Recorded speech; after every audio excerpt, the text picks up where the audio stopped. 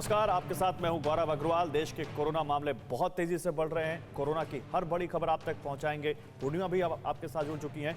लेकिन सबसे पहले आपको उन 3 राज्यों के आंकड़े बताते हैं जहां हालात बेहद खराब हैं। सबसे पहले बात महाराष्ट्र की करेंगे। महाराष्ट्र में कोरोना के 68,631 नए केस सामने आए हैं और 503 लोगों की मौत हो चुकी है, जिसके बाद पाबंदियां अब 1 मई तक बढ़ा दी गई हैं।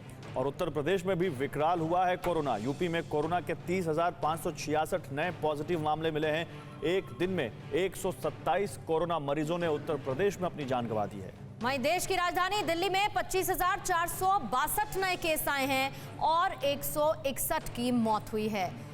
लेकिन बड़ी खबर यह है कि देश में कोरोना वायरस से हाहाकार मचा है और ये आंकड़े भी इसकी तस्दीक कर रहे हैं। लगातार दूसरे दिन 2.5 लाख से ज्यादा नए कोरोना के केस हैं और देश में कोरोना के 2,74,944 नए मरीज आए हैं। एक दिन में कोरोना से 1,620 लोगों की मौत हुई है।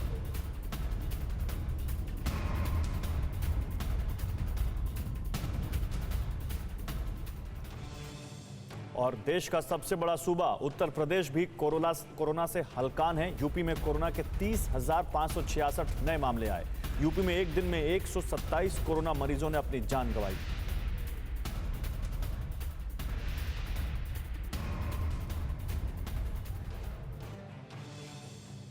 और टीवी 9 भारतवर्ष की खबर का एक बहुत बड़ा असर हुआ है। दरअसल लखनऊ सीएमओ पर गाज गिरी है। डॉक्टर जीएस वाजपेयी को कोविड प्रबंधन का प्रभार अब सौंप दिया गया है, यानी कि सीएमओ को अब जीएस वाजपेयी को रिपोर्ट करना होगा। टीवी 9 भारतवर्ष ने सीएमओ के गैर जिम्मेदाराना रवैये की खबर और तस्वीरें दिखाई थी सीधे। हमारे सहयोगी वहीं पर मौजूद थे, जिसके बाद अब यह बदलाव किया गया।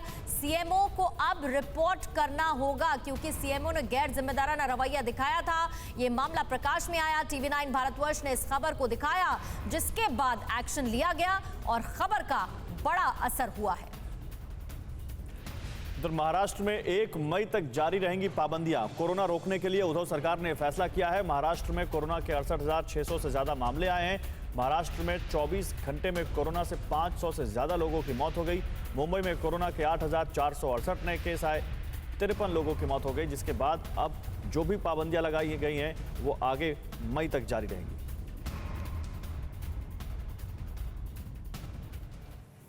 और बड़ा डेवलपमेंट आज ये होने वाला है दिल्ली में कि मुख्यमंत्री अरविंद केजरीवाल और उपराज्यपाल बैजल की आज बैठक होगी। दिल्ली में कोरोना के बढ़ते मामलों पर ये चर्चा की जाएगी। बैठक में वरिष्ठ अधिकारी भी मौजूद रहेंगे। दिल्ली में 25,462 नए केस आए, 161 की मौत हो चुकी है और अरविंद केजरीवाल दिल्ली को लेकर अपनी चिंता भी जाहिर कर चुके हैं। बेड्स की कमी को लेकर, ऑक्सीजन सप्लाई बाधित होने को लेकर पहले ही अपनी कंसर्न्स अरविंद केजरीवाल जाहिर कर चुके हैं।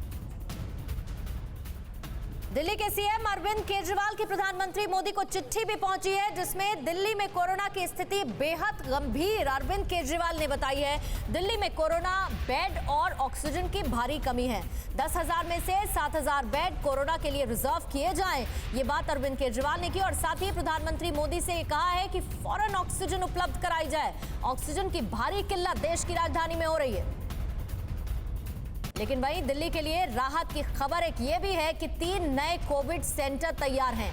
Commonwealth games village, Yamuna sports complex, जिन्हें कोविड सेंटर में तब्दील कर दिया गया। इसके साथ ही राउज एवेन्यू का सरकारी स्कूल भी अब कोविड सेंटर बन चुका है। सीएम केजरीवाल पहुंचे थे तीनों जगहों का दौरा करने के लिए। तीनों नए कोविड सेंटर्स में 1500 ऑक्सीजन बेड हैं और आज या कल ये शुरू भी हो जाएंगे। ऑक्सीजन बेड उपलब्ध करा दिए जाएंगे। पुनीत शर्मा हमारे सहयोगी, उनकी रिपोर्ट देखिए।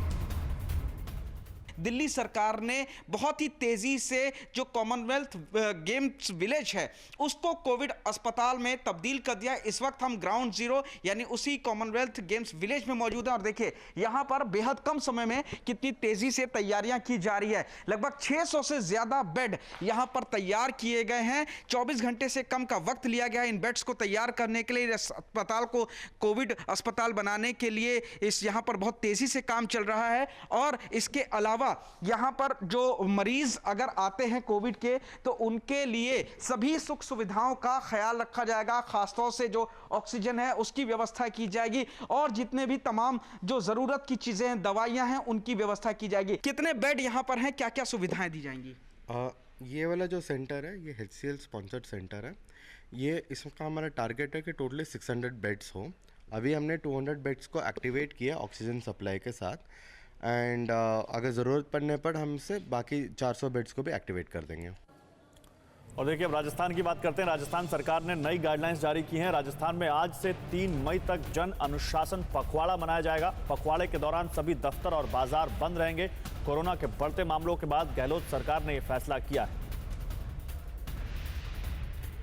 तो आप इसको कह सकते हैं कि नई गाइडलाइंस के साथ वहां लॉकडाउन जैसा एक इंतजाम किया गया है ताकि लोगों को घरों से निकलने से रोका जा सके। हालांकि इसका नाम दिया गया है जन अनुशासन पखवाड़ा, जिसके तहत बहुत सारी चीज़ें बंद रहेंगी और कुछ ज़रूरी चीज़ें जिनको राजस्थान सरकार ने तय किया है बस वही खोलेंगी।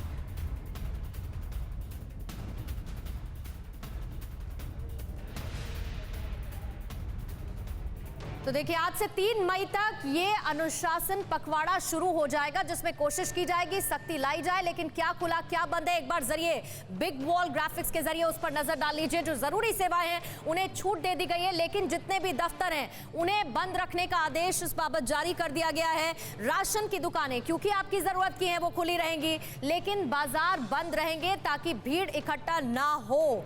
किराना, मंडियां, डेयरी ये खुला रहेगा, लेकिन मॉल, आपके जो एंटरटेनमेंट जोन्स हैं वो बंद कर दिए गए हैं।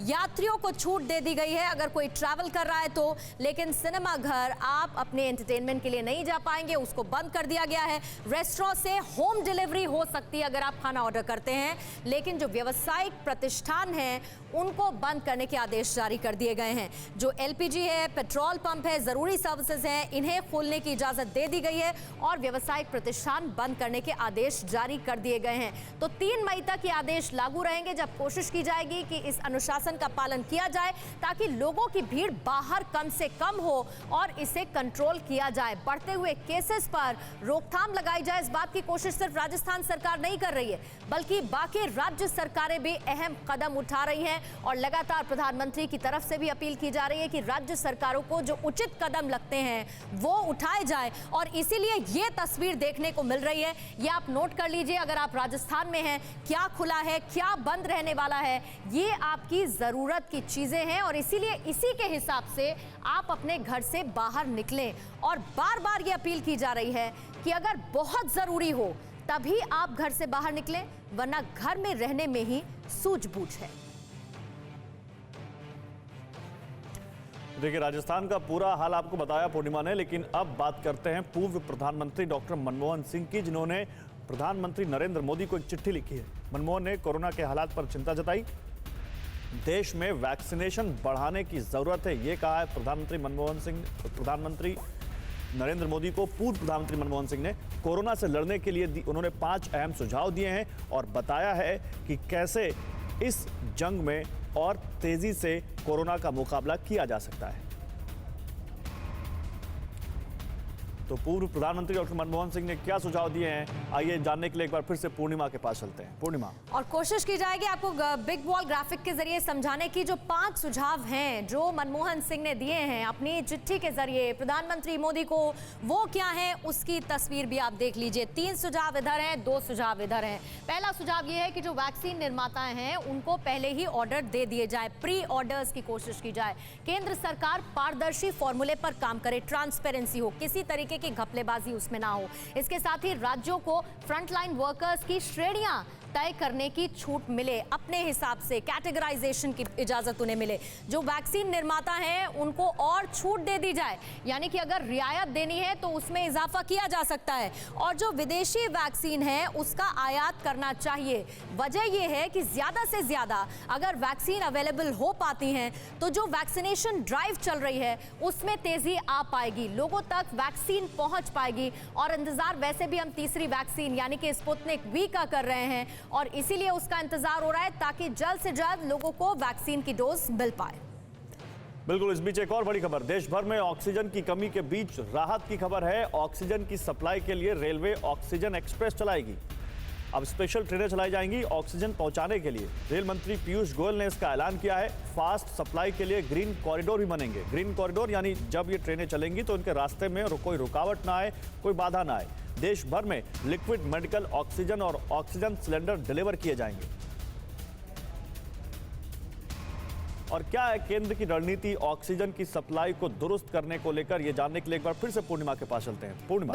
बिल्कुल गौरव, क्योंकि देखिए ऑक्सीजन की डिमांड बहुत ज्यादा बढ़ गई है। शिकायतें आ रही हैं कि ऑक्सीजन की आपूर्ति नहीं हो पा रही है और इसीलिए अब तैयारी कर ली गई है। और ग्राफिक वॉल के जरिए मैं समझा दूंगी कि किस तरीके से सरकार अब रणनीति पर काम कर रही है। ऑक्सीजन की कमी किसी तरीके से ना हो, केंद्र इसकी तैयारी कर चुकी है। और ये ग्राफिक्स आपके सामने है। सबसे पहले क्या होगा कि सप्लाई के लिए जो ऑक्सीजन एक्सप्रेस ट्रेन है वो चलाने की तैयारी, उसका एक ब्लूप्रिंट तैयार कर लिया गया है। 6177 मीट्रिक टन ऑक्सीजन अलग अलग राज्यों तक पहुंचाए जाएंगे ताकि राज्य अपनी जरूरत को पूरा कर सकें। 9 सेक्टर छोड़कर 22 अप्रैल से उद्योगों को ऑक्सीजन सप्लाई बंद कर दी जाएगी। ये वो 9 सेक्टर हैं जिनमें सप्लाई बंद नहीं की जा सकती और वो बहुत जरूरत वाले सेक्टर्स हैं। टैंकर लोडिंग के लिए विशाखापत्तनम, अंगुल, भिलाई में रैंप की तैयारी कर ली गई है। ये काम पूरा हो चुका है। इसके साथ ही मुंबई का जो कलमबोली रैंप है वो भी आज तैयार हो जाएगा। और जैसे जैसे इस पर काम होता जाएगा, राज्यों में जो कमी हो रही है ऑक्सीजन की उसे पूरा करने की कोशिश की जाएगी, क्योंकि ज्यादा से ज्यादा ऑक्सीजन की इस वक्त हॉस्पिटल में जरूरत पड़ रही है। और देखिए एक और बड़ी खबर है, 15 दिनों में रेमडेसिविर का प्रोडक्शन दोगुना किया जाएगा। सरकार की तरफ से कहा गया है 3 लाख शीशियों का रोजाना प्रोडक्शन करने की तैयारी है। अभी इंजेक्शन की 1.5 लाख शीशियां, 1.5 लाख वॉयल का ही प्रोडक्शन हो रहा है। 7 दवा कंपनियों का रेमडेसिविर के दाम कम करने का ऐलान भी है, ये कहा है केंद्रीय मंत्री मनसुख मंडाविया ने। तो दवा कंपनियां रेमडेसिविर के दाम भी कम कर रही हैं और इसका प्रोडक्शन भी तेजी से किया जा रहा है, क्योंकि बहुत डिमांड देखने को मिल रही है रेमडेसिविर की और लोगों को बहुत दिक्कत हो रही है इस दवा को पाने में। रेमडेसिविर इंजेक्शन का प्रोडक्शन देश में जल्दी से जल्दी बढ़े और उसकी प्राइस कम हो, उसके लिए भारत सरकार की ओर से प्रयास हो रहा है। आज के दिन में पर डे 1.5 लाख वाइल का प्रोडक्शन होना स्टार्ट हो चुका है। अगले 15 दिन में वो बढ़ा के डबल हो जाएगा, यानी कि पर डे 3 लाख वाइल का प्रोडक्शन हो जाएगा। एग्जिस्टिंग 20 प्लांट से बढ़ा के नए 20 प्लांट को भी प्रोडक्शन की मंजूरी दी गई है। अगले दिनों में हम कोशिश कर रहे हैं कि मैक्सिमम से मैक्सिमम रेमडेसिविर इंजेक्शन का प्रोडक्शन हो। दूसरा, प्राइस कम करने के लिए सभी कंपनी के साथ बातचीत किया और कल ही सभी कंपनी ने अपना रिटेल प्राइस जो 5,000 और 5,000 से ज्यादा था, सभी लोगों ने कम करके 3,500 से कम कर दिया है, जिससे मरीजों को उसका फायदा होगा। और कोरोना पर गुजरात से एक अच्छी खबर है। कोरोना की स्वदेशी दवा आयुध एडवांस लॉन्च हो गई है। रेमडेसिविर से 3 गुना ज्यादा असरदार होने का दावा किया गया है। कंपनी का दावा है कि 4 दिन में कोरोना के मरीज इस दवा से ठीक हो गए।